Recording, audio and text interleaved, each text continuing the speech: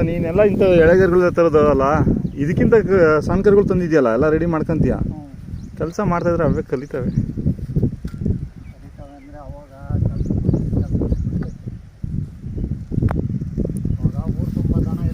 ಹಾಂ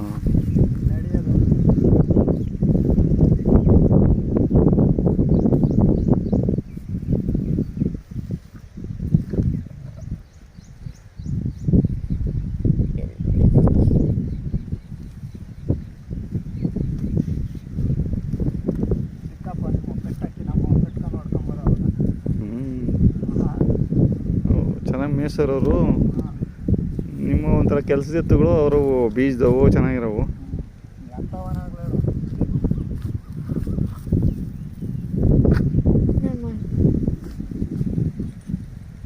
ಹೊಡೆಯೋಕ್ಕಾಗಲ್ಲ,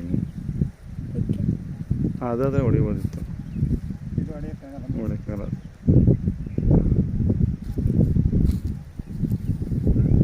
ಇದು ಸಾಲು ಹೊಡಿದು ಅಂತ ಜೋಡ ಹಾಕ್ತಾರಲ್ಲ, ನೋಡೋ ಅಷ್ಟು ಗ್ಯಾಪ್ ಬಿಟ್ಬಿಟ್ಟು ಸ್ಟ್ರೈಟ್ ಹೊಡಿಬೇಕು.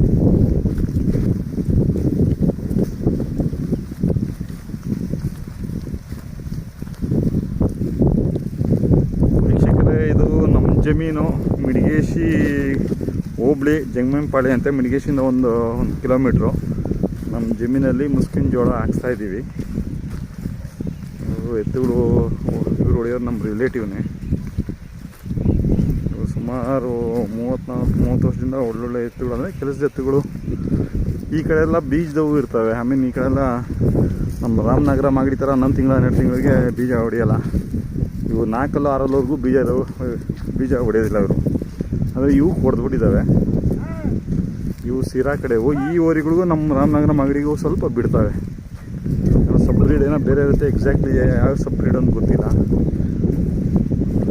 ಅವು ಸೂಜಿ ಮಲ್ಲಿಗೆ, ಇವು ಯಾವುದು ಅಂತ ಗೊತ್ತಿಲ್ಲ. ಇವು ಸಿರಾ ಅಡಿಕರ್ ಅಂತಾರೆ.